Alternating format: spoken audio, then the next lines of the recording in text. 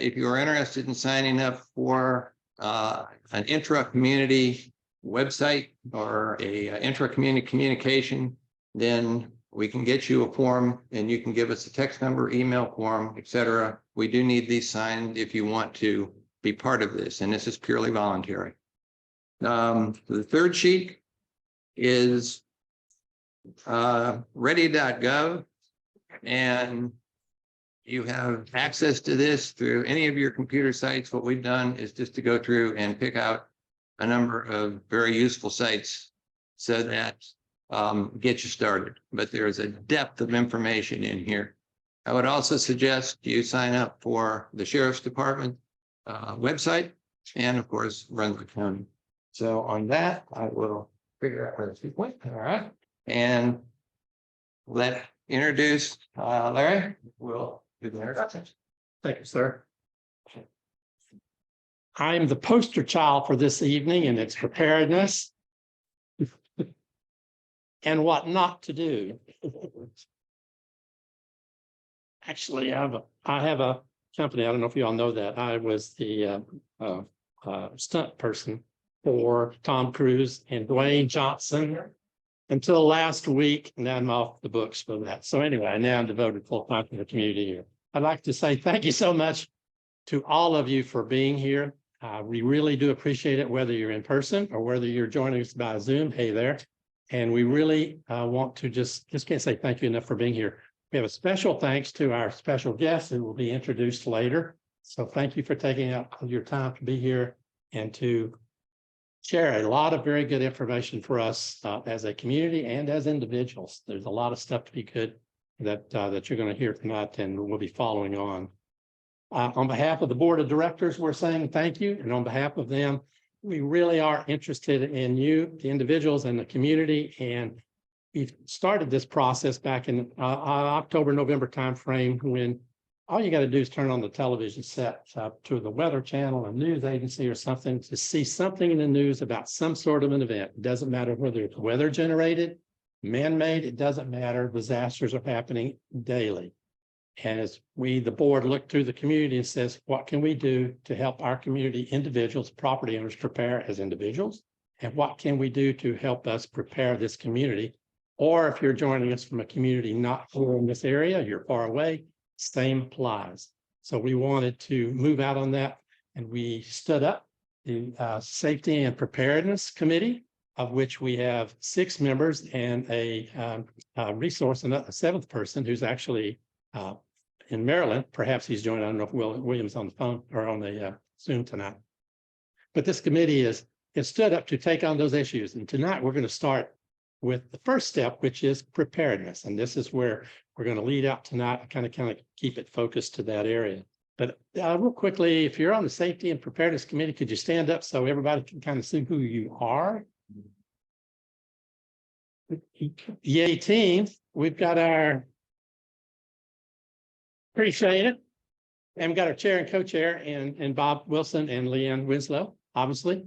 And as we move forward, if you got questions related to safety preparedness and all this kind of stuff, they're your people. I am a liaison to the board with them, and I'll do my best to stay out of their way. What can I say? Also, a big thank you to the Zoomers over here actually making all this happen, and we appreciate that as well.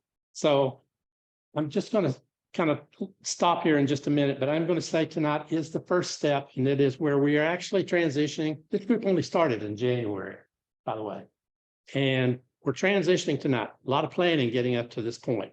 Well, tonight we transition from planning to implementation. And when I say that, the first step with any kind of an implementation plan is to go out and establish relationships and partnerships with the key people in your area.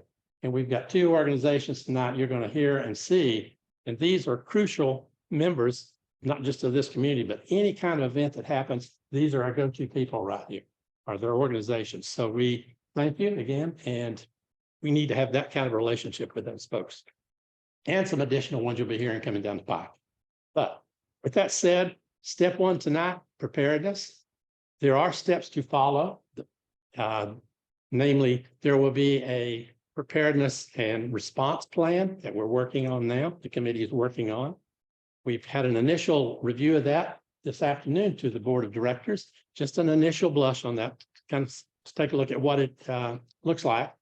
We're going to be developing that with an anticipated response, or have that first draft due for the board to look at on the 1st of May. We are moving forward with this pretty quickly because let's face it, tornadoes are coming across the place every day. We've got hurricane season coming in June. We need to start thinking about this both as individuals, again, as a community. So our next step is going to be the disaster response plan. And beyond that, we've got a few more steps coming I won't allude to tonight. But you'll hear more about this in the May timeframe when we have our open association board meeting. There'll be a lot more presentation on those aspects of it at that time. So stay tuned. A lot more work coming out of the S&P Safety and Preparedness Committee. In concert with a lot of other committees, there's going to be a lot of work coming down the pipe for us. But that's the only way that we're going to be able to respond or be prepared for. And then if something does happen, we'll know how to react to it as it has been. With that said, I'm going to turn it over to Bob. Thank you. It is my distinct honor and pleasure to introduce Mr. David McIntyre, who is the Deputy Director of Brunswick Emergency Services. And he has met with our committee once and given us a lot of good information and clues on how to work and behave.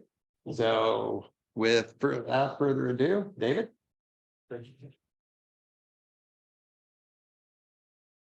Thank you, everybody. First off, thanks for inviting me to speak with this group. I think it's vital that as the leadership, and especially in emergency services, we get out and meet with local community groups to ensure that everybody gets the message. And that's exactly what I want to do with you guys this evening is if you need to switch, we'll switch. No, I just need to get a box off the screen. So technology, wonderful thing. So like I said, just want to take an opportunity to share some information, kind of how the county organizes itself when it comes to emergency management and delivery of emergency services.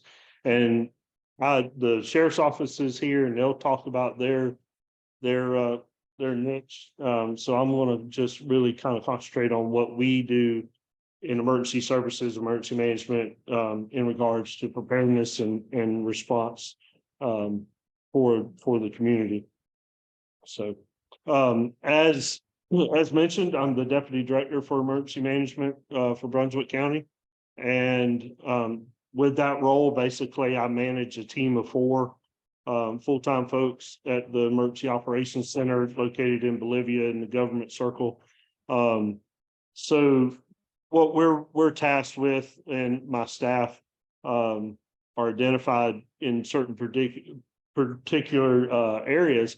I handle most of the majority or most of the administrative roles. Doing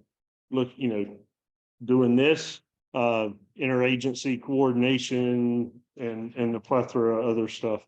I have an access and functional needs coordinator, and that person's in charge. That's Kelly Curry. That person's in charge of coordinating the county's citizens that need that extra little bit of help. They may be, it used to be termed the special needs registry, but now that's kind of a old word. They've moved to access and functional needs because the needs are so much greater. Those folks on that registry, it's a living list. It's about 850 to 900 people on that list across the county. And those are people that need, may have some mobility issues, may have communication issues. They may be deaf, hard of hearing, blind, whatever the gamut there is, medically needy as far as they're dependent on electrical devices to sustain some sort of life essential function. And those people we really concentrate, and we'll talk more about them in a little bit, but we concentrate on them very heavily because of their limitations. And then I have Leslie Stanley. She's our volunteer coordinator. So she helps coordinate all our volunteers that do call centers, may do other services around the county during the disaster. That's her role. And then I have my logistics specialist that also helps me with some training and planning. That's a new position for us. We just got it this past July. He started October 16th, matter of fact, and done tremendous work making sure that we have enough resources. We have them accounted for, distributed across the county so that in the event that we are facing a big storm or not, maybe even just a straight line wind disaster, a tornado, whatever it may be, we have supplies ready and, everything's good to go. So that's the department in short. So we'll go ahead and get started in the presentation. So one of the big things, and like was mentioned earlier, is we need to prepare now. My schedule as I run through a year, as you can imagine, is extremely busy. So we target, can anybody tell me when hurricane season is? The official hurricane season? June 1st to November 30th. Right. Okay. There are some people that are thinking about wanting to change that. That's why the National Hurricane Center starts doing alerts and advisories as early as May 15th now, because we've seen a little shift, not to mention just this, like yesterday, that tropical system hit South Florida. So you just never know. But there's some stuff in the works there that they're looking at potentially moving that start date up. Anybody know, and this, if you've been around the area for a while, which I have to admit, I have not. I've only been here for about 16, 17 months now. So, but I did come qualified. Just to let you know, I came out of Florida. I spent 29 years in the fire service there, retired from the city of Gainesville as their emergency management director there. So we've seen a few hurricanes over the years. So, so don't think, oh, it's the new guy, you don't know anything. But the essential deal with us is recognizing, yes, hurricane season, June 1st, November 30th, but about September 1st, that first week in September to about the middle of October is our sweet spot. I mean, obviously the traditional September 10th, whatever, that week is the height, but that month and a half, 2 months there is really the sweet spot of when we traditionally get hit here in Brunswick County. So we want to be prepared. So that's kind of what we're going to talk about tonight. Starting out, you got to make plans, and the word plan is plural. There's various plans that people need to be looking at. Obviously your personal family plans. Are we going to go? Are we going to stay? Or where are we going to go? Can we afford to go? Do I need to just stay in a local shelter? Is my house strong enough? Do I have a backup generator? Do I have enough fuel? Do I have enough medication? All those pieces go into your personal plan. A personal communications plan. How are you going to communicate? In the document that was passed out, as well as some documentation I have back near the cookies. So when you go back there to get your little snack, make sure you stop by the little thing. And I do have some little goodies like refrigerator magnets, some pens and some day planner stuff. And I've got some more information in the box if you need it, and I'll leave some stuff. And I do have my business cards back there as well. So, but all that information needs to be, pulled together in your plans. Communications plan, and believe it or not, how many times have you said, what's your wife's phone number? What's your husband's phone number? What's your kid's phone number? How many people, if you had to recite that right now, could tell me exactly what those numbers are? How many people would have to pull out your phone and go to your contacts list and go, oh, here it is. Okay, so you need to write those down, because what happens, no power, no way to charge your phone. Your phone goes out, how you going? And if you do get access to a phone, how are you going to make that call? So writing that document down, putting it on the refrigerator. One of the things back in the back is a little pocket, wallet size, purse size version of the comms plan with all of that information that you can just tuck in your wallet or in your purse, so you have it on you at all times. So making those plans. How many people have pets? How many people are not going to leave their house because they're not leaving their pet? I better see all the same hands. But so that's the big push. That's the big push. We want you to make a plan for your pet. I mean, obviously your dog, your cat, it is, could be just as important to you as one of your kids ever was. So you got to make sure you're planning for those. Luckily, and we'll talk about shelters in a minute, but all of our shelters are pet friendly to cats and dogs. And there's some little nuances there. You got to make sure you bring, food and water and how that's done. But there is a place at our shelters for your pet to be. They can't be in your sleeping area unless they're a certified service dog. They're in a dedicated area that we have. The sheriff's office has staff from animal services rather, to manage those. So all those pieces come into play. And all these plans are just as good as the paper they're written on, unless you practice them, put them in play. We write plans all day long. We just finished our new EOP for the entire county, including all our hazard annexes and of the such, plus a continuity of operations plan for county departments. That plan, single copy though, I mean, single sided, that document's 8 inches thick just for the emergency operations plan. That plan is no good unless we practice it. And that's exactly what we'll do at the county level. We'll practice that plan. We'll exercise, we'll put it in play and review it. And then if we have an activation or something, we'll put it in motion. We'll reevaluate it. Are there things that we need to change? And you'll find over time, your plans are the same way. So I challenge you to practice your communications plan. Set that up. In your personal family plan, if you decide I'm going to evacuate if the category storm or the storm that's coming exceeds my comfort level or what my house will withstand, or I know I'm going to flood out, I'm going to leave. And okay, so the next time you go on vacation, say you're going on vacation for Memorial Day, perfect time to test it.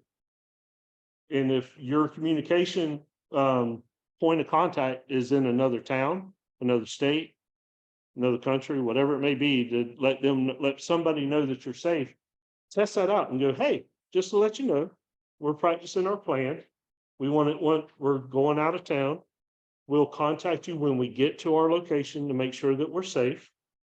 And then we'll let you know when we return, and it's expected on like a month from now. But that gives you a chance to kind of process that. That's a way to test that plan. And obviously you're not telling Joe Schmo, just know somebody you don't know that you're going out of town. That's not safe. You don't want to do that, but it's somebody that you're trusting, a family member, a good friend, whatever it may be, but it's a way to test that plan.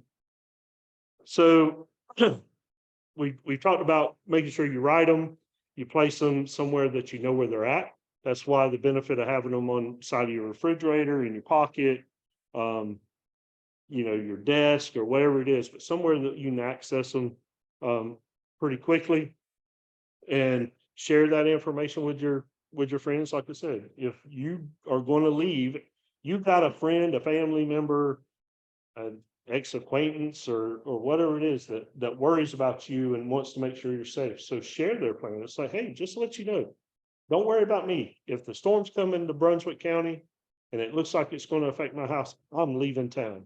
And here's my plan. So share that plan with people. Sign up for emergency management tools. It was mentioned about signing up for the intra communications deal here in Oyster Harbor. But there's a couple other things that you can sign up. We have Code Red. We'll talk about that in a minute.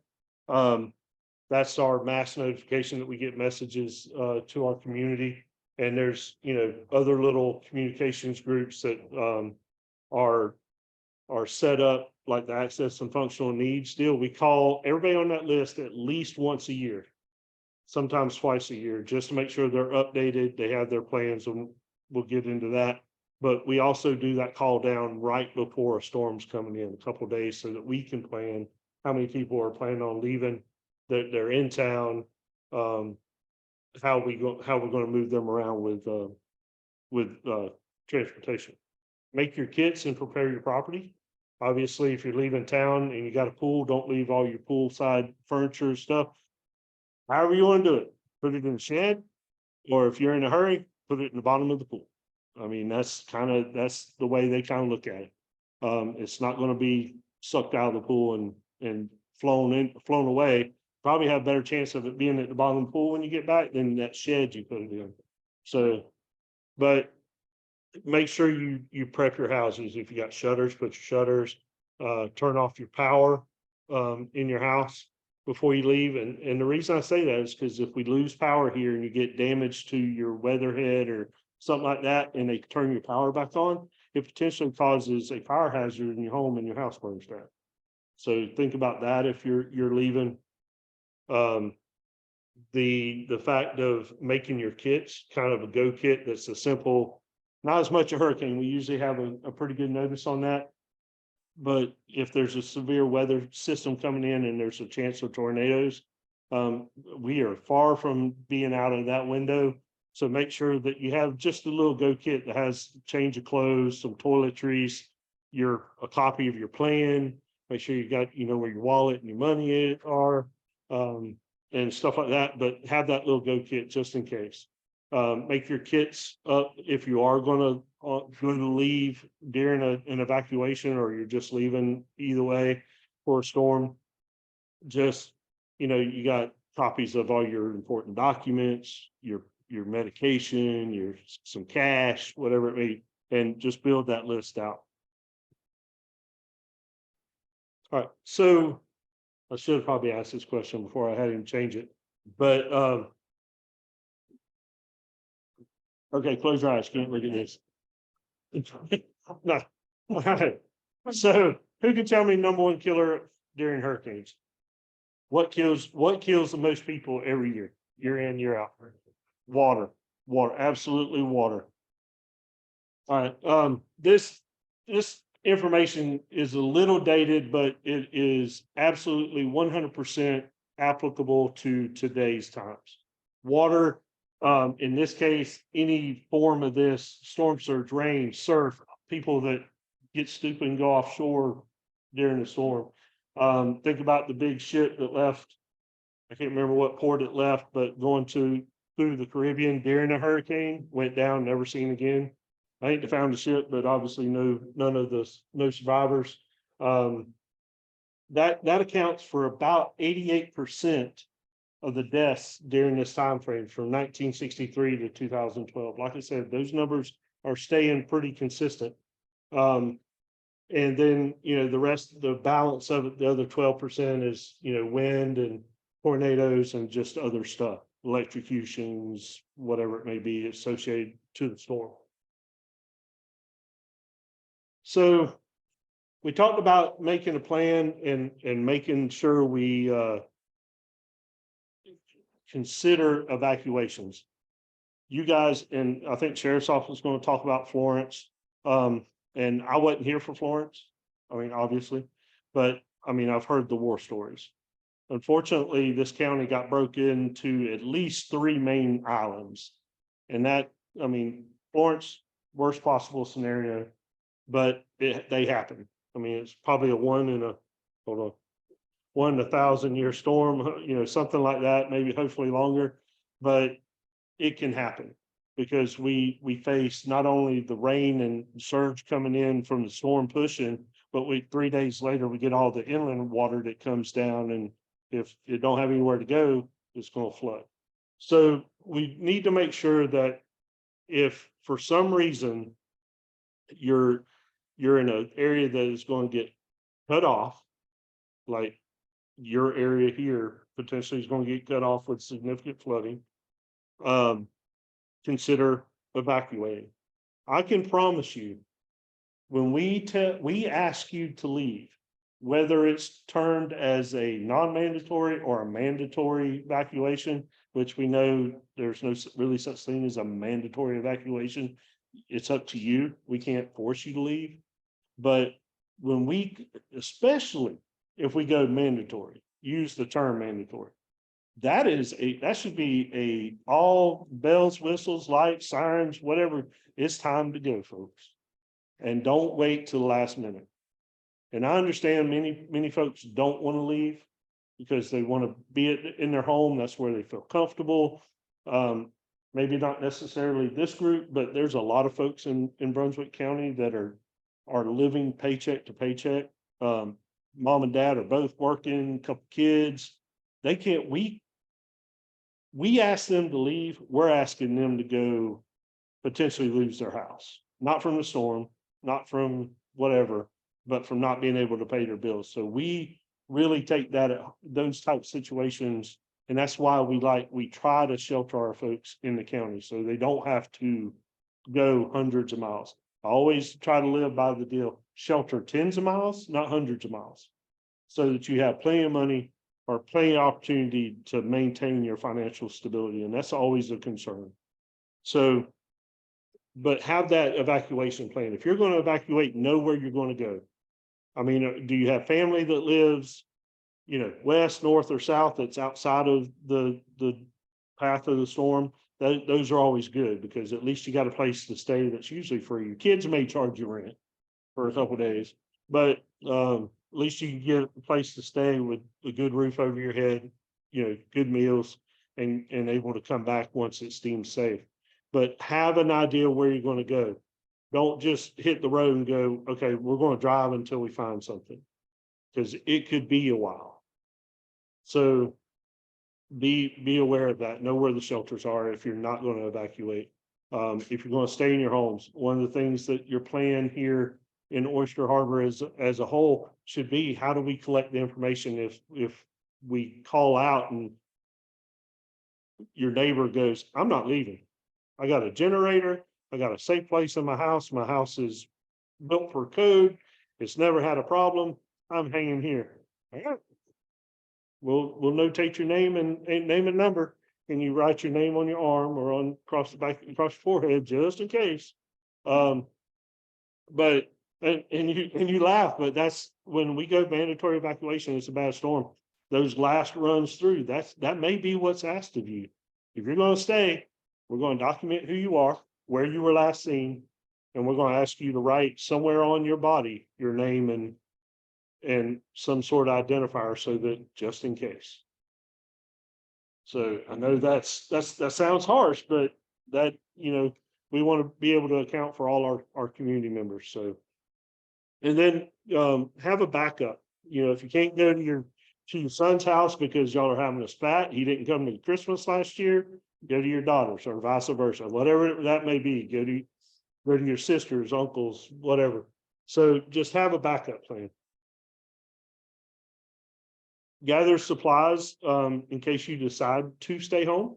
Obviously, historically, they've always said food and water and supplies to last you 72 hours. That's kind of out of the window in a situation like we have here. It potentially is going to take us a lot longer to get here and the utilities to restore services and stuff like that, and you be able to get in and out.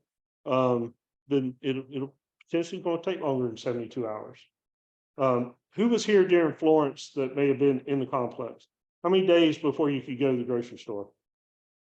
Without power for 8 days. Okay, so you don't have power for 8 days. The flood waters were high. I can't tell you how long they stayed in, but that prevents you from getting out. It prevents, for the most part, prevents us from getting in. But and then the safety of getting electricity put back in, getting food in there. So now we're asking you to store 5 to 7 days. And it's not that we want you to store, that and go out and spend a bunch of money and take up all your pantry space and, have to store the dog's food out in the garage or whatever it may be. But we want to make sure you got enough supplies. A gallon of water per day, per person. Enough non-perishable foods, and that can be canned foods, snacks, the pre-made snacks and stuff like that don't require to be necessarily cooked. I mean, it's always good if you have a little portable stove or something that you can put in. You have gas utilities with like LP or something. You can still have a cooking capability, but make sure you have that. Medications are huge, especially as we all tend to age up rather. Each out, sorry. I was speaking for myself. Uh, so, but you know, the good thing is most pharmacies will let you go based on if a declaration, a pre-landfall declaration's been issued or whatever it is. Most pharmacies will let you get your next prescription to ensure that you have your medications. So make sure you're doing that. Because the last thing we want you to do is be in a shelter, in your home, wherever it is, and be out of medication, because we ain't gonna be able to do much for you.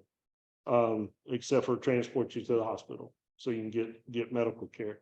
But your blood pressure medicine, your diabetes medicine, whatever it may be, that is essential for your well-being, what keeps you ticking every day in a good manner. We want to make sure you have plenty of that medication on board.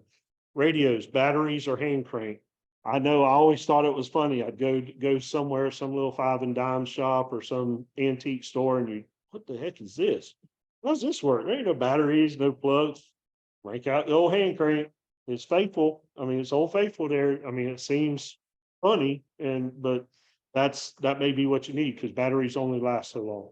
But make sure you do have enough batteries. Make sure you have a good radio, and hopefully we'll be able to award some weather radios later on this evening, so that you can receive notifications. That's another important thing as well. First aid kit, make sure you have some things, you know. Yep. See, I learned it all by Google. So make sure you have Band-Aids, you know, some tape, I know it sounds funny, some super glue, just in case, you know. Some, you know, just basic first aid stuff, a cold pack, a heat pack, whatever it may be. Make sure you have one of those. And place important documents in watertight containers, so they don't get wet and get messed up. But if you're staying at home or leaving, make sure you carry those insurance policies with you, so that, you know, you have something to work with. If for some reason your house gets destroyed, for some reason you're in contact with folks, the insurance agents away from your home, you have those with you. Cell phones and chargers. One of the best things they made was the little portable battery chargers. Make sure you have a couple of those charged up before you leave, or before the power potentially goes out. Those are lifesavers to elongate your cell phone deal. One of the big things with your cell phone, save battery. Make part of your communications plan. Hey, the storm went through, we can't get out. The house is good, we're okay, not hurt. We have plenty of food and water, but I'm turning my phone off so I can save some battery. So that's a way that you can make that last a little bit longer. Matches, some tools, garbage bags, whatever it may be. As far as for garbage bags, can be used to keep stuff dry. You know, obviously tools may be needed for various things, and then matches, because, you know, you may need to, like, get some wood outside and start a fire just to cook. Who knows? You know, depends on how outdoorsy you are. We already talked about making the grab and go bag dust mask. We just came through COVID. Who's got a box full of face masks in their house? Probably just about everybody. So, and the good thing is they're readily available on the market nowadays. Unlike 2 years ago, when hurricane was coming, you were trying to find masks, there were none to get. So, and then and here's something: gas up your car and your generators. How many people run gas powered, like regular unleaded gasoline powered generators to power their houses, or make sure your refrigerators don't? Okay. One of those big things, make sure those generators are run outside, so they're ventilating, they're not putting carbon monoxide in your garage or in your house. Be careful with your extension cords if you're having to run them in. You know, hopefully my house that I bought this past year, there's a generator hookup, so I just plug it in. It's one that was engineered for that house at the time. So besides the fact of my wife having to go out and crank the generator up, sorry for her luck when I'm sitting in, but at least she does have that deal, and all she's got to worry about is making sure it's got gas. But when we start talking about getting enough gas for the generator, be realistic. And I ask you this piece: know how much your generator consumes over a day, over an hour's time, over a day at running full blast. Because you may not need to run and get 15 5-gallon totes of gasoline. You may be able to get away with 5. And that does 2 things. One, it reduces the risk of how much flammable liquid you have in your garage or in your shed. But it also saves gas for your neighbor. Because that's always one of the big things. Hurricanes coming, you see, the local farmers. I seen a guy, no lie, those big 300-gallon white containers that have the metal, thing that they do things with. It was a farmer. I come up and there's a hurricane coming. I was back in Florida. He is pulled up at the gas station, pumping gas into that. I'm like, oh my God, that's not an approved gas container. There's nothing. There's 300 gallons of gasoline when he pulled away with this thing. I said, what are you going to do with that? So but that to me was excessive. I didn't know that man's needs or anything, but to me, that was excessive in the sense that now the person behind him or 2 cars behind him may not be able to get fuel. So be conscious of your neighbors, about that. Get what you need. Just don't think, don't go beyond that. Okay. All right, shelters, our shelters in Brunswick County, they are, I'll say, they're limited. There's some challenges we have here in Brunswick County, because of the potential for flooding. We've got a number of shelters that we utilize across the county. Luckily, we've never had to my knowledge, according to our current sheriff, he told me, says all these buildings have survived all these storms. Said roof leak here and there, that's okay. We can deal with that, but no major structural pieces. And I said, okay. But so we do have particular schools that we use, like most communities use our school system. There's multiple reasons why that happens. One, there's no school when the storms hit. They have commercial kitchens so we can feed people, and they generally have larger spaces. But in our shelters, we typically use hallways and classrooms, smaller rooms, tighter walls, a little more stability in the roof structure. It's like we always tell you, tornadoes coming, high winds, go to the bathroom, because it's a small container. Walls are closer together. The roof is more structurally sound above that. So that's why we go in there. And there's no windows in the bathroom, typically. So in a hallway bathroom at that sometimes. So those things always come into play. We want to make sure if we're telling you to come to our shelters in Brunswick County, we want those places to be as safe as possible. So, but we also want you to understand that they are if that's your only choice in your ability, that's your go-to spot. But for the most people, if we ask if you have the means, our spaces are limited. So let's, offer that space to people that may not have the capabilities you have. Not saying we don't welcome all, and we'll pack them in there as much as we can until we're at the last second to make sure everybody's safe. But, we are limited. That is something that myself, the sheriff's office, the school board, we're getting ready to kick off a planning process to improve our numbers. We've got to improve numbers. The state, and I'm not going to badmouth North Carolina Emergency Management, too bad, but they don't do the best deal in sheltering. They're missing the mark a little bit. They're trying to do better. And we as local coastal communities are trying to help them with that. So they're making some strides. So that'll help us be able to provide more shelter space. So if you do need to go to a shelter, okay, and these first 2 things, the bedding and the towels, I do ask, and not that I think anybody here has it, so let me pre-qualify that statement. If you've experienced bed bugs in your house, do not bring those items with you. We will have stuff for you. Because last thing we want is a COVID outbreak, a bed bug outbreak, or anything like that. It happens, and I say that. That's one of our biggest concerns when people bring in their own linens and stuff, but whatever makes you comfortable. Probably with kids, especially younger kids, they got that blankie that they can't get, can't go to sleep without, or that teddy bear, that stuff, other stuffed animal, whatever it may be.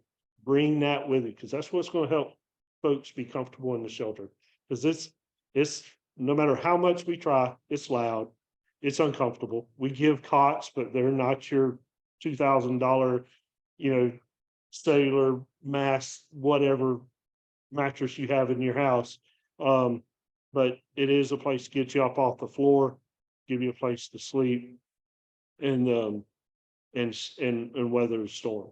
So keep that in the back of your mind. We talked about medications. If they have to be cooled, bring one of those little thermal coolers, little foldable coolers or whatever, something that we can put some ice in there and help keep your medications cool.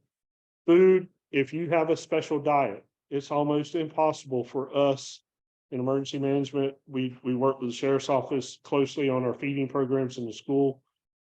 It's hard for us to address the special diets. I'm not real worried about your keto diet in the middle of a storm. So you're gonna, what we serve is there, but if you have a special diet, bring the essentials that you need for that. That'll help out tremendously. Extra clothing, socks and shoes. Do not walk around a shelter in your bare feet. At least flip-flops. Flip-flops, hey dudes, Crocs, whatever, but don't walk on your bare feet. You got to remember, little young kids have run around that school for years. There's no telling what's in that carpet. And I'm joking that one too. They do a good job keeping me. Special medical equipment, if you're on the Access Functional Needs Registry, we typically try to send those folks to one location that allows us to concentrate our nursing staff,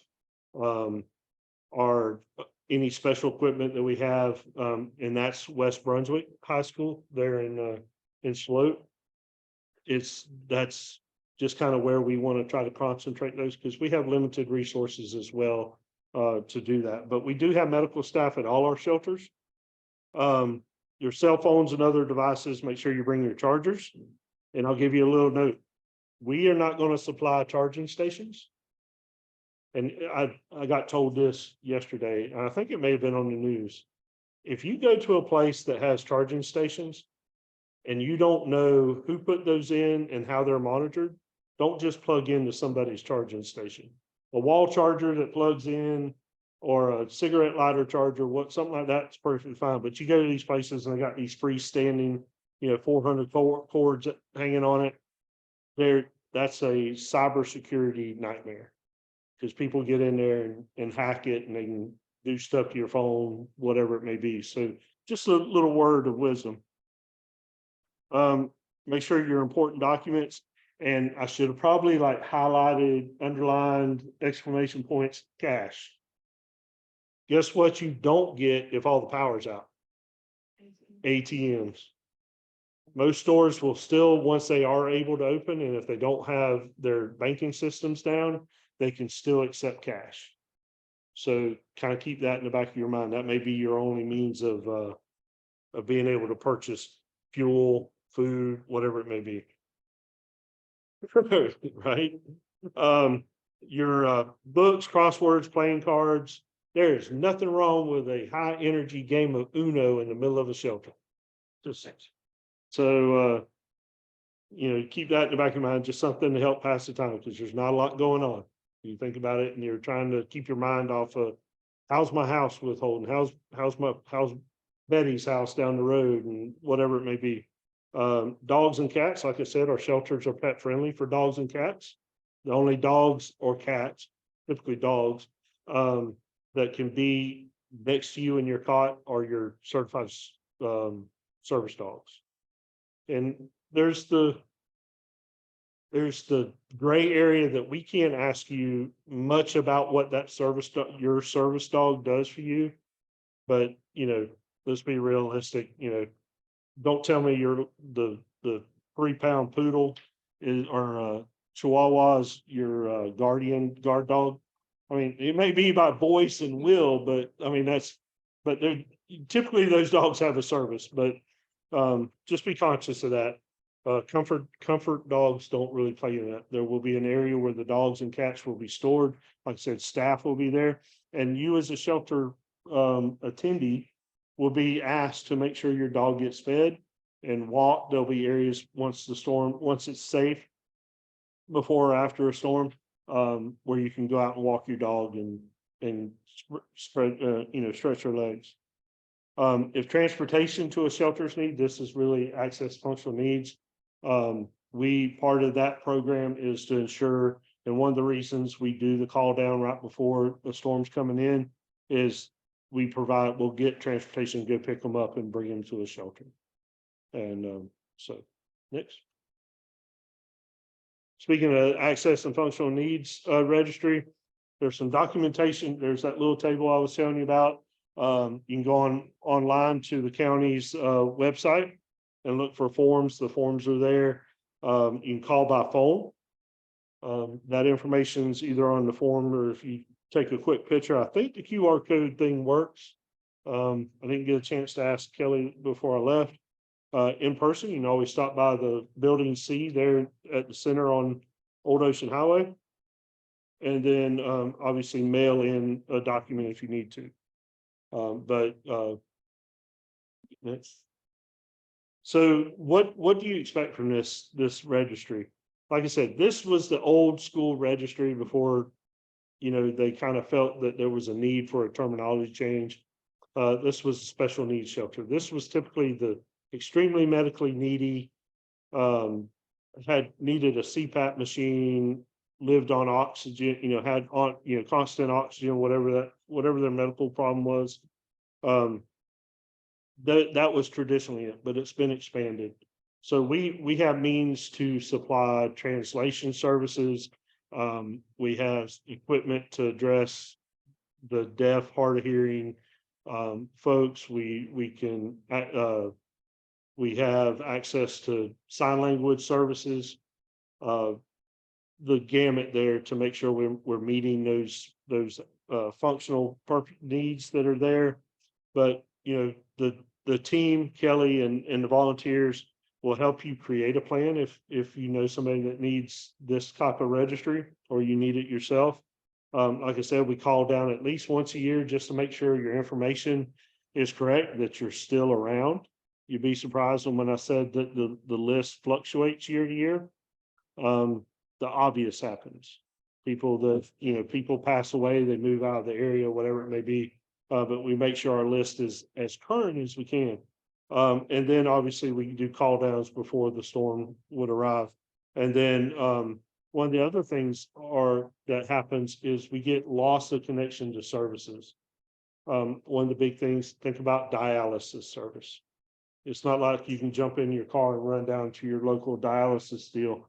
Our deal is we may have to transport you by ambulance to get you to a dialysis service, but we will help plan for you to make sure that you're getting those special services that may be only, the true life-saving feature that's in your needs. So all those in connection to various other things that you may need. We talked about mass notification a little while ago. Code Red is the county's current mass notification provider. There's a couple ways that you get into this program. We actually get a limited number of cell phones and landlines that are out there we call it the white pages, that are out there that they plumb into the system. So you may get an alert and you're like, I never signed up for this. And that's how we're doing. Because if we're doing a mass notification for the entire county, we're doing just something for just Oyster Harbor, whatever it may be.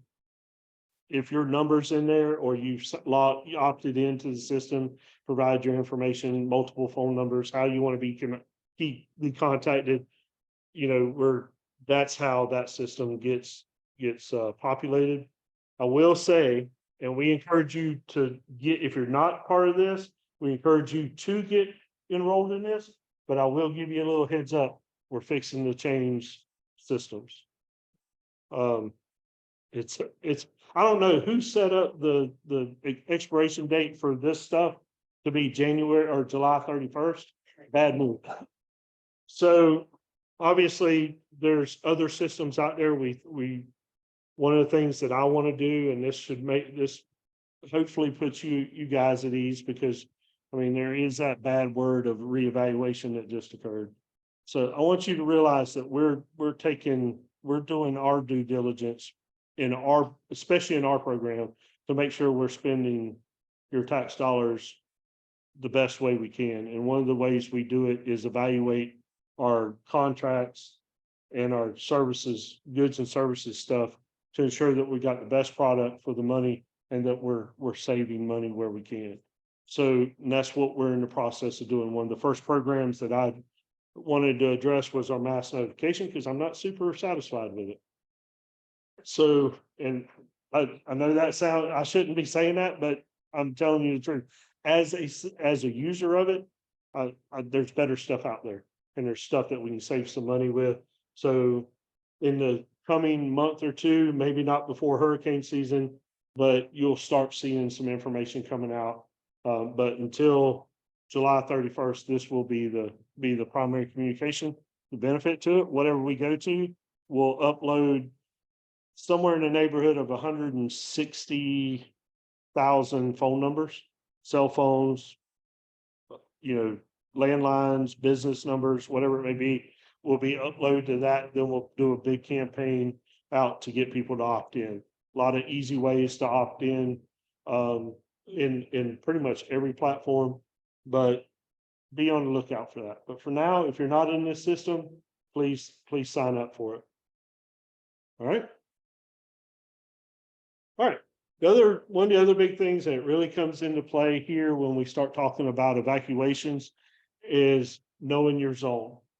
I looked it up, and you can go to the state's, the state's emergency management webpage, and you go to the know your zone part of it, and you can actually type in your address, and it'll tell you what evacuation zone you're in. The majority of this area is in zone C, which is the purple. You're like right on the edge. Most of the areas in the purple. So that's like the third area that we would think about adding to an evacuation deal. You guys traditionally have stayed, you may get cut off, but a majority of your elevation here is higher than what we would expect to flood. But if we are evacuating zones A, B, and C. Saddle up. We need y'all to go. And if we're doing that, you can imagine that we're expecting some bad water inundation to the area, or we're expecting a lot of that stuff up the Cape Fear that get into those evacuation zones. Some of that is from the push coming up the river, but it's just as much as the water coming back out a couple of days later. So like I said, we take our evacuations very serious, and that we're not going to ask you to go if we don't have to. So, but our primary concern is your safety. And second is, well, hold on. My priorities, my safety is more important than other responders. And you fall in as along that group of other responders, because I have to be in good place to make sure I'm saving everybody else. But understand that beyond me just taking care of me and not being selfish, that's the way it rolls out, is we want to make sure that we're here to save and give you all the information you need. So know your zone. These are quite different rather than the flood zones. How many people have flood insurance? Okay. So if you look at the flood maps, they will be a little bit different from this, but flood maps and the way they calculate those, is a little bit different. And now one thing you can imagine, remember I said, if you're going to evacuate, leave early. So we're going to try to stagger our evacuation. Because where do you think a majority of the population, 157,000 people plus vacationers live in Brunswick County? They live east of 17, except for Leland. So, and majority of Leland is east of 17. So, trying to get everybody out there, guess what one of our biggest problems are? We still have 2-lane roads, and those 2-lane roads getting out of here are very limited. You just can't leave and go north from here. You can a little bit, but then it's going to turn you and go to back to 17. Everything leads to 17. The only thing that goes west, the other side of 17, is 211 and 87 until you get to I-40. So those roads are going to be clogged up, and it's just not Brunswick County. If a hurricane's coming, we have New Hanover County and we have Horry County trying to evacuate, and plus others, and everybody's either going north, south, or west, and they're looking for a place to stay. So keep that in the back of your mind when we start thinking about evacuations. Next.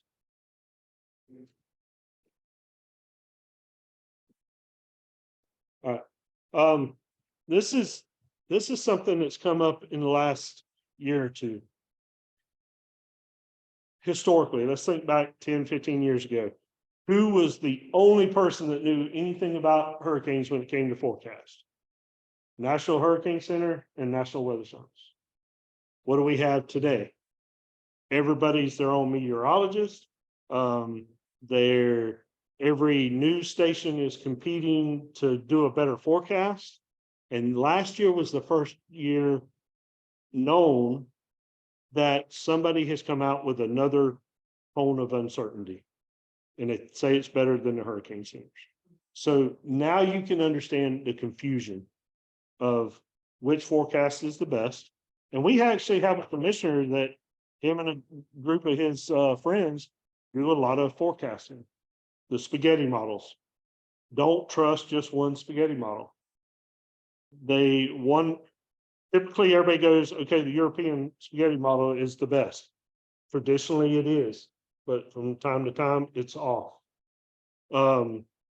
Hurricane Michael hit the west coast of Florida in the Panhandle. Hit land as a Cat 5 storm. It was about 4 days off on its landfall deal. It had kind of the right track, but it was way behind. So to understand those spaghetti models, there's a lot that goes into that. I just attended a class down at the Hurricane Center in Miami. Learned a ton. It's amazing what those folks do down there, and how they're working through the forecast. So pick a trusted source that you feel is giving you the best information and stick with it. I will give you a little, and you've probably heard this. Who thinks the cone uncertainty is only where the wind is going to hit, or where the water is going to be? If you believe that, you're totally in the wrong direction. How they figured the cone uncertainty is based on the last 5 years of data. 2/3 of the storms that are in that area with similar characteristics will be in that cone of uncertainty. That'll be where the eye of the storm makes landfall. 1/3, the other third, who knows? Uncle Sam, or not Uncle Sam, but Mother Nature's driving that bus, and she may want to take a rest stop and turn hard right. So keep that in the back of your mind. One thing that I'm hoping to do this year, and I pulled it out of that class, is when we get, and I'm gonna work with the weather service out of Wilmington, is when we have the cone of uncertainty, is have a couple layers put over a map where we have wind field and the flood, or the flood maps, the inundation piece, so that you guys in Brunswick County, the information we're shipping out is all inclusive. So you can see where the winds are, where the potential impact are, where the water is going to be, and understand that the best prediction of water inundation for us comes 48 hours or sooner, or closer to landfall. The models that they run are a lot stronger and more correct in that time frame. So when we get that information, that's when you really need to look at how it's going to affect your area. So keep that in the back of your mind. Find a trusted source. You know, whether you believe in the National Hurricane Center or not, I can tell you, speaking from listening to those folks down there forever, and you guys probably did have as well. Those folks know what they do. They take it at heart. It's if they mess up, and get it off by 100 miles or something like that, they are looking at it. Why did we miss this? What kind of confused us here?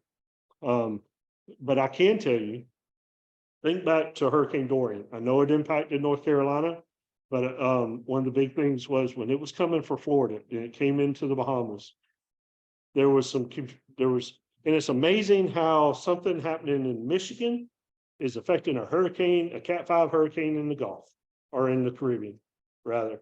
But once they got all that data put together, they literally come out and said, oh, this Cat 5 storm is going to stop, literally stop, make a hard right, and go north. And I was in Florida on those calls listening to them. I went, no way.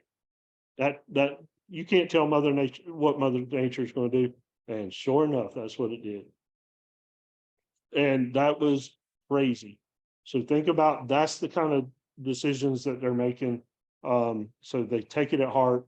And if you ever get a chance to learn about the Hurricane Hunter aircraft between the Air Force and NOAA, go up there and tell those guys and gals thank you, because that was crazy. I saw some videos of what they deal with up there in that aircraft. Amazing. The views are really cool too if you're not puking, but you know. So, but find something. We're doing the same. We're gonna educate. We're gonna see who's really clicking on that storm. But National Hurricane Center is one of our primaries, and we're going to make sure that information is pushed out. Yes. All right. We talked about securing your home and property. So we, cover your windows, plywood, commercial shutters, whatever you want to do. Small objects in the backyard, potted plants, make sure they're put away, furniture put away or at the bottom of the pool if you have to. Lawn, we talked about that. Remove dead and dying limbs and trees. One of the good things about always having a constant breeze on here, a lot of the deadfall stays down and we get strong enough storms periodically to blow it down. So that was one of the things when Ian hit last summer, when I drove around the other side of Holden Beach or north of here, I was like, where's all this damage they talked about? And there was like almost zero yard waste, branches and stuff like that. It looked like an afternoon storm. And I'm like, no, that's crazy. But that's some of the stuff that helps us out. So make sure that if you have a tree that is close to your house that looks like it's injured, dying, whatever it may be, you got a bad limb above your house, consider cutting that. That protects your house, makes it safe. Ultimately will make everything better. Fill in the bathtub with water. That water is not for consumption. That's water to make sure you can flush your toilets. Fill coolers with ice. The good thing about coolers with ice is, one, you got ice as long as the coolers stay there, but that water is clean water.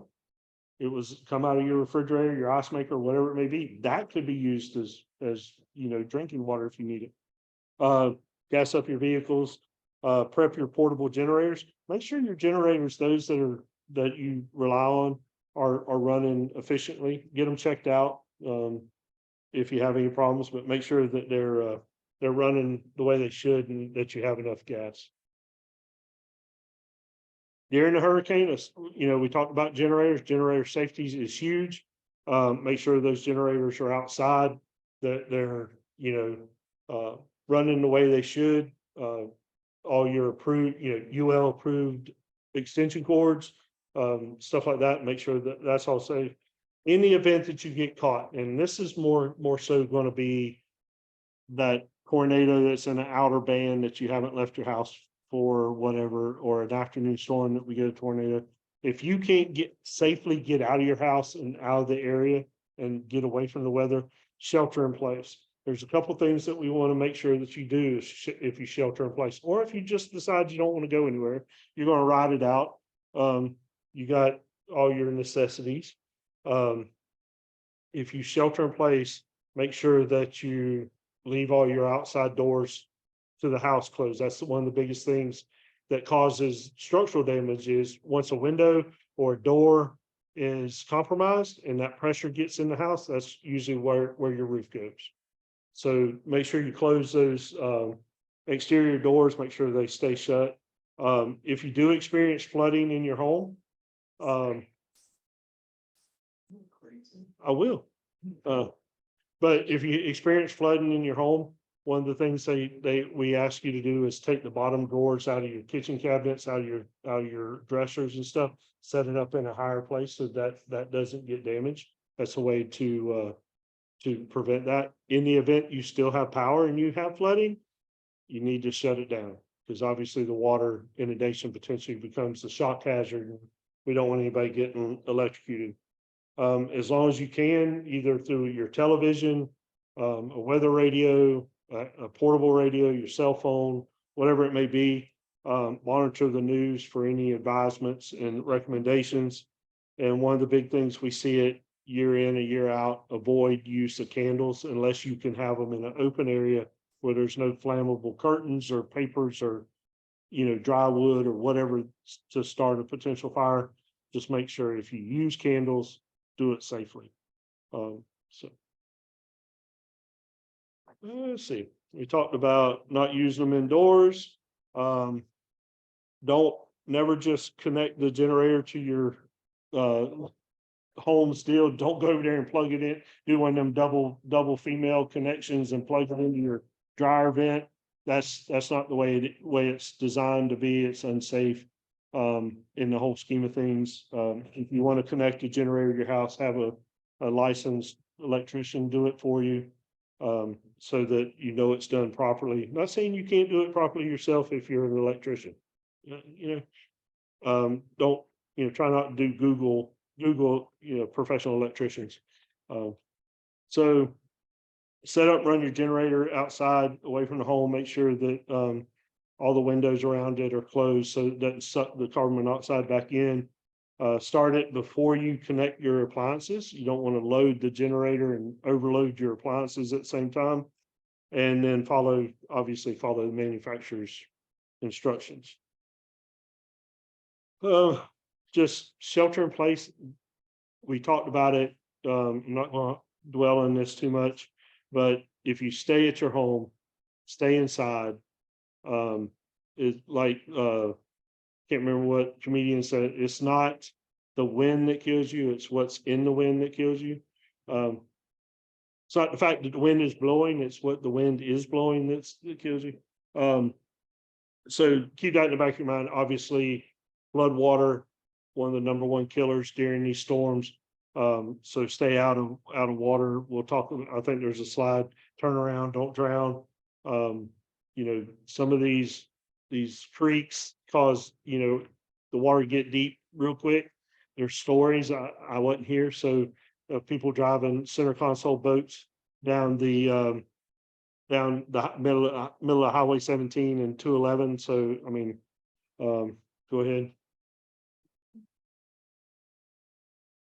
So we talked about that. Keep going. Monitor the news. We talked about that, and the weather stations. We talked about candle use. Power outages. Just keep that in the back of your mind. Flooding, closed roadways. Don't push it. You never know when under the flood waters the road's gone. You don't know how deep it is.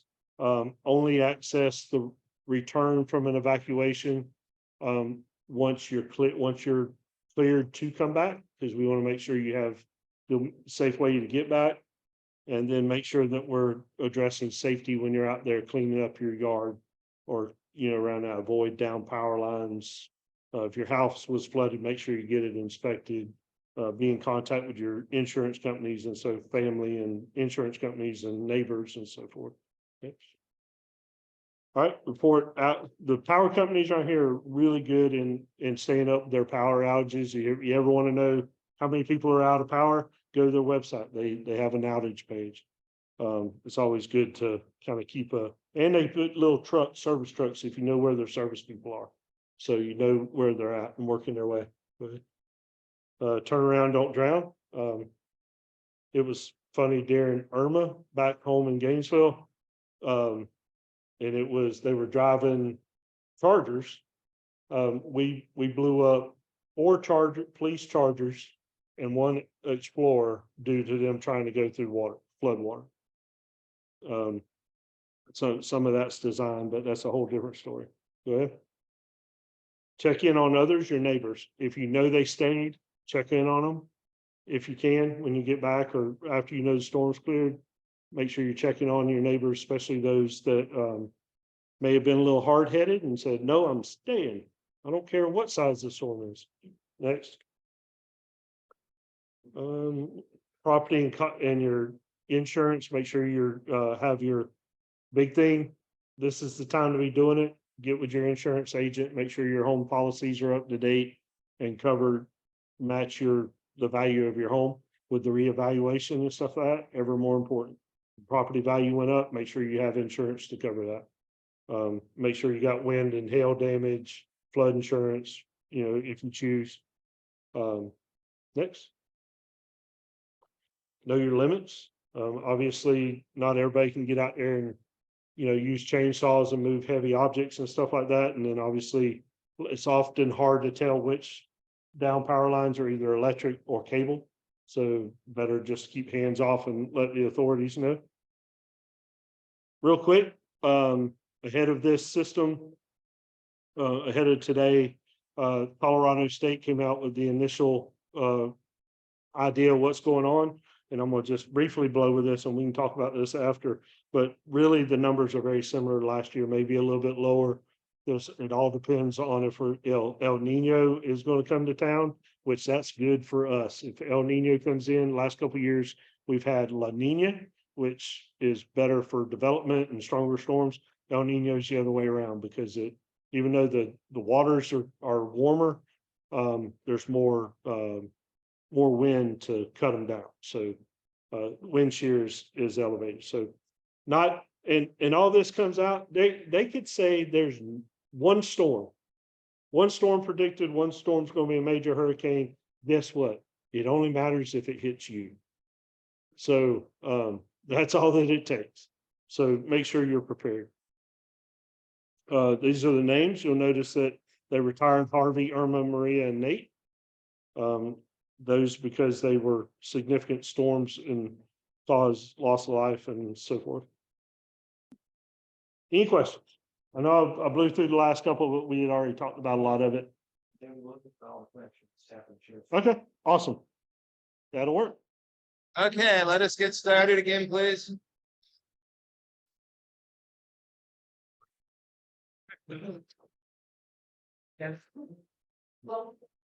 Time to get started again, please. Okay, the second half of our presentation, let me just give you the quick timeline, will be the Sheriff's Department, which I'll introduce in just a second.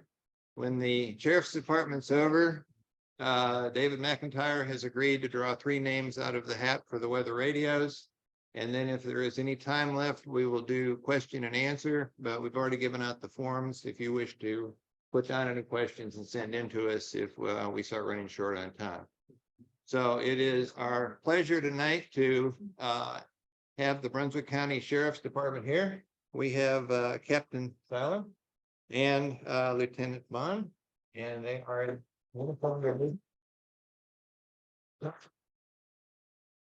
about what the Brunswick County Sheriff's Department does in general and what it will do specifically in regard to storms and disasters. Gentlemen, thank you very much. Thank you.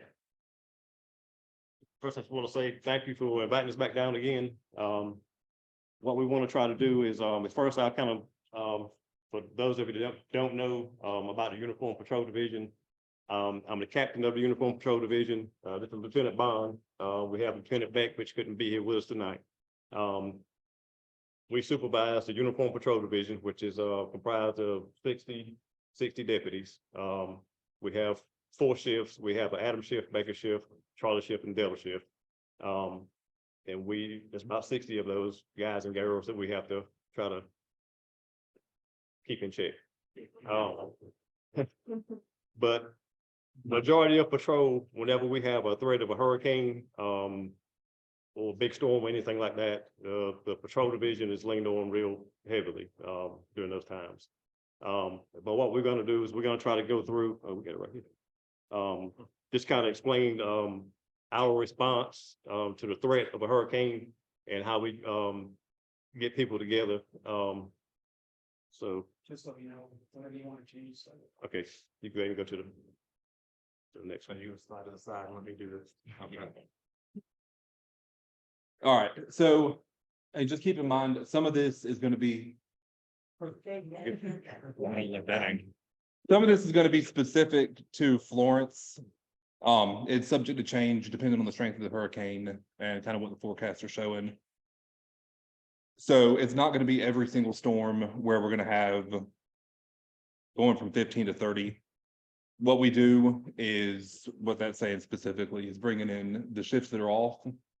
They get called in. So we've got 30 best case scenario on day shift and then 30 on night shift. So we can divide the county up more. So we can give more coverage to the specific areas. The road closures, the evacuation routes and all of that.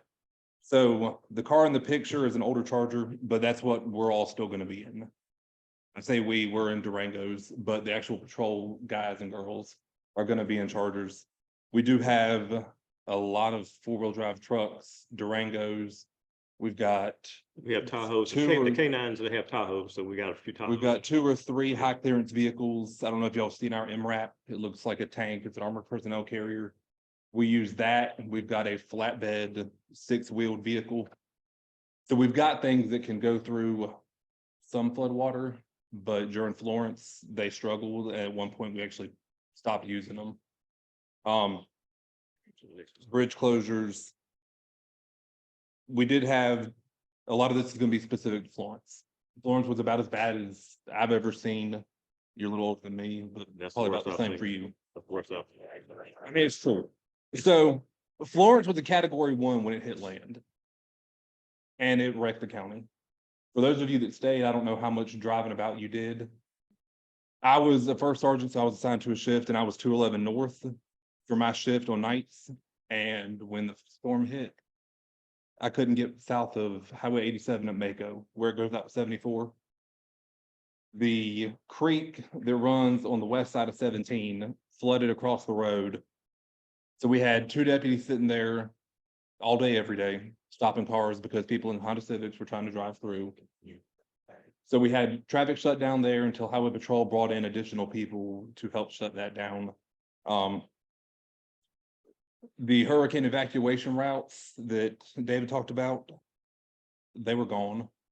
So when he's talking about leaving, when it's a voluntary or mandatory evacuation, please, we would strongly urge you to leave. Because if you wait too long, you're not leaving. There's nowhere to go. Highway 17, the road was washed out repeatedly. I don't know how far down because I couldn't get there. I could not get from Leland to Bolivia for 9 days. Highway 211, a bridge washed out. And I know that because the car drove into it. You can go to the next slide. Oh, that's down here. So this is specific for our 911 dispatchers, again, for Florence. And I'm gonna keep going over this because it's worst case. We brought in all of our telecommunicators. They all lived at the complex from the start until the end. The jail was the same way. So that we had enough people in there to man the phones for when all the calls come in, because as soon as trees start falling down, people are calling because trees are in their house, because the water's rising up on their house. We had cars driving down back roads and driving into flood water. We had a minivan that was on a road in Winnebago and they were on the roof because that was the only spot that was dry. So we bring in everybody, so we've got enough personnel to handle the needs as best we can. You can go to the next slide. Okay, so I think we're gonna disagree, David, on this slide. Because this one says West Brunswick High School is the only pet-friendly shelter. Okay, Well, this is. yeah, this is, again, this is an older an older slide. And it's gonna be, that might be subject to change. It could be that they're all pet friendly from here on out. Monitor the news, monitor social media for us, for Brunswick County Emergency Services. And they're gonna tell you where you can go and what you can do once you get there. And then the bottom, if you evacuate, take your pets with you, no drop offs, please don't try and drop your pets off. Please don't leave your pets behind. People did that. They tied them up to trees or left them in the yard, in the fence. Don't do that. You can go to and we've got animal control. APS is animal control. We put them at the shelter to specifically care for the animals. All right, now next slide. All right, this is our Marine Patrol. Silver Ship is that humongous thing with the cabin on it. And the Key West is maybe the one in the middle? Yeah. Or maybe, well, I'm not sure if that's the Key West. Key West might be the newer one that we've got now. Yeah, And then we do have an airboat. So yes, we did have boats running Highway 17 during Florence. We had crews from Louisiana and Texas that are swift water recovery crews.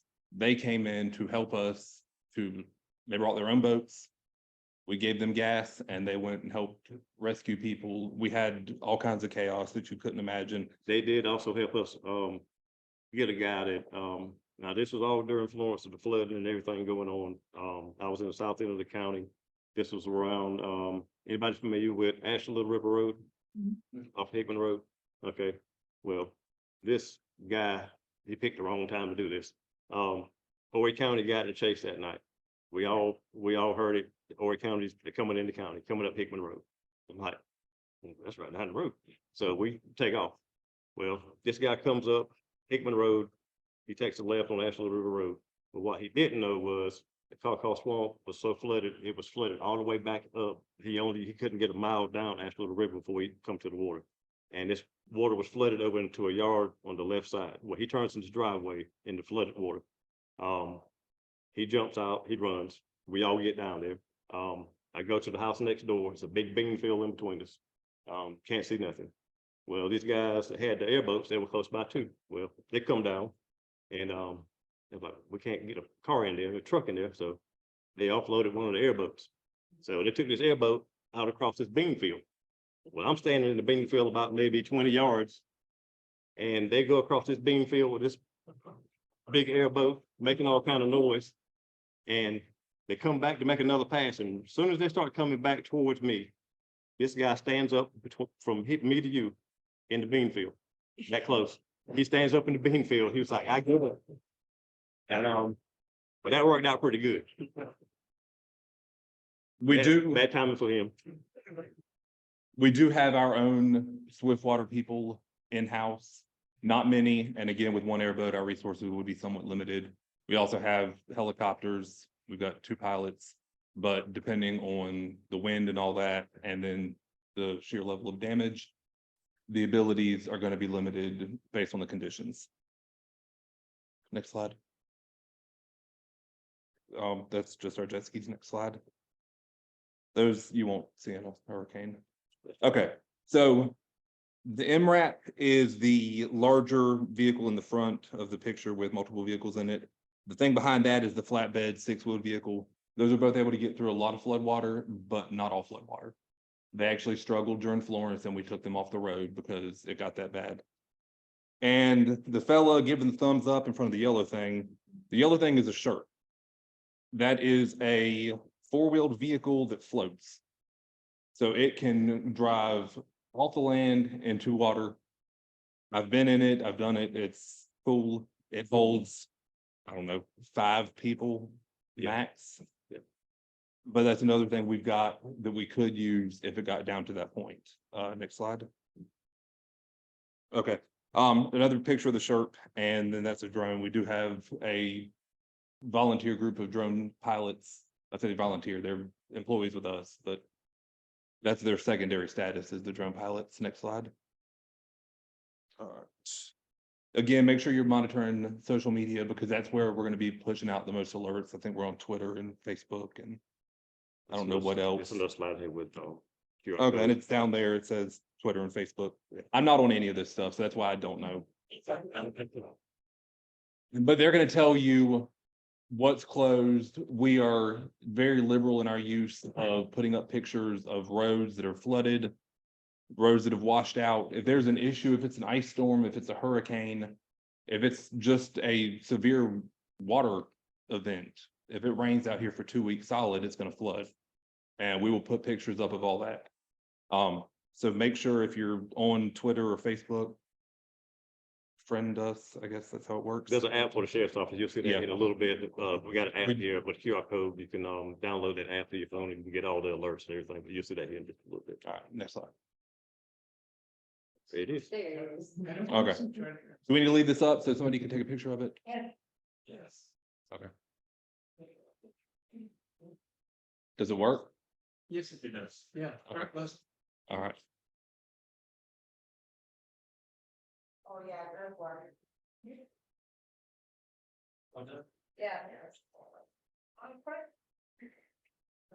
And you can go on the App Store and search Brunswick County Sheriff's Office. Just make sure you get ours. There's a Brunswick, Georgia. And Right. you're laughing, people call the sheriff's office, they send tips to us and complaints to us about things that Georgia is doing or not doing. It happens frequently. And there's also a Brunswick County, Virginia. I've had calls from them also getting complaints on deputies that I had no clue. They never heard the name before. All right, next slide, please. Okay, that's probably one of the Louisiana Swiftwater boats. In addition to one of our MRAPs. I have no idea where that is. I was asleep during the daytime. So not real sure, but that's an idea. That's not nearly as bad as it got in most places. If we're running outboard motors up and down 17, then it's pretty bad off. If as big as that MRAP is, it was getting pushed in water, then it's a pretty significant event. Next slide, please. Okay, this is an idea of our response time. Not our actual response time. This is our timeline to prepare for the storm.